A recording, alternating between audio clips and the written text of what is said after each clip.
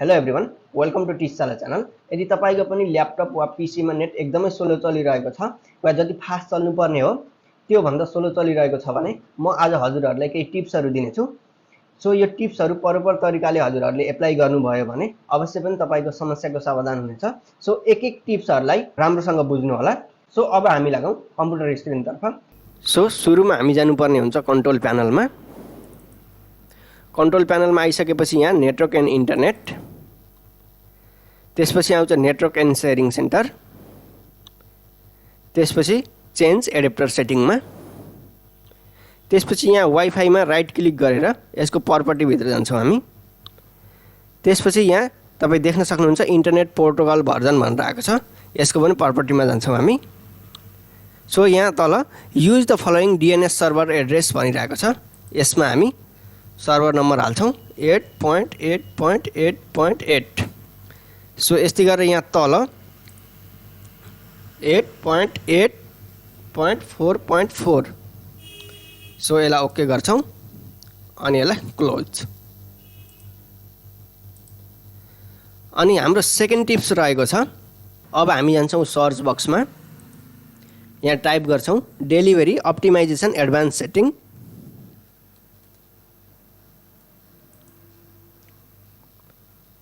त्यसपछि यहाँ तल पर्सेन्टेज अफ मेजर्ड ब्यान्डविड्थमा यहाँ हामी लिमिट घटाएर 5% राख्छौँ। यो भयो हाम्रो सेकेन्ड स्टेप। अब हामी लागौँ थर्ड स्टेपमा।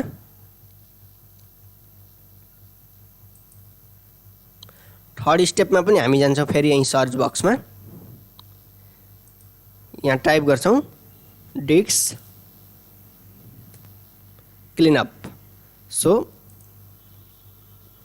यहाँ select the drive you want to clean up भनिरहेको छ, सी ड्राइभ हो हाम्रो। सो ओके गरौँ।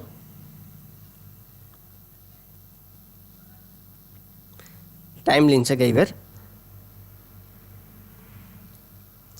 सो यहाँ अब हामीले टेम्पोरेरी इन्टरनेट फाइल्स, त्यसपछि यहाँ थम्बनेल्स भयो रिसाइकल अनि टेम्पोरेरी फाइल्स, यसलाई हामी यहाँबाट हटाउँछौँ।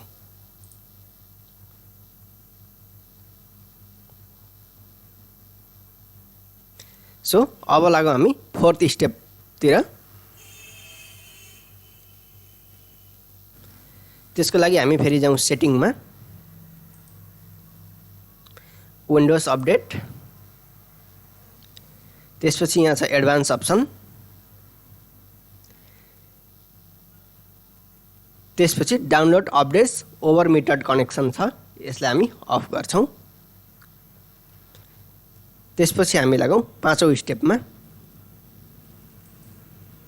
त्यसको लागि पनि हामी सर्च बक्समा जान्छौँ यहाँ अनि टाइप गर्छौँ सर्भिस।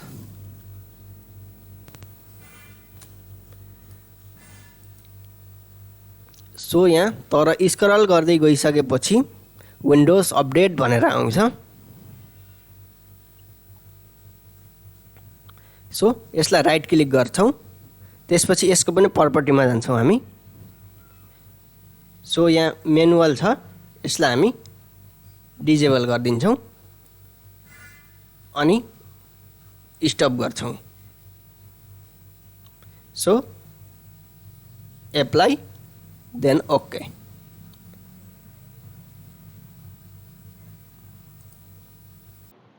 सो यति गरिसकेपछि चाहिँ तपाईको ल्यापटप वा पीसीमा अरु हार्डवेयरको समस्या छैन भने इन्टरनेट राम्रोसँग चल्छ। भिडियो मन पर्यो भने लाइक गरी च्यानललाई सब्स्क्राइब गरिदिनु होला। धन्यवाद।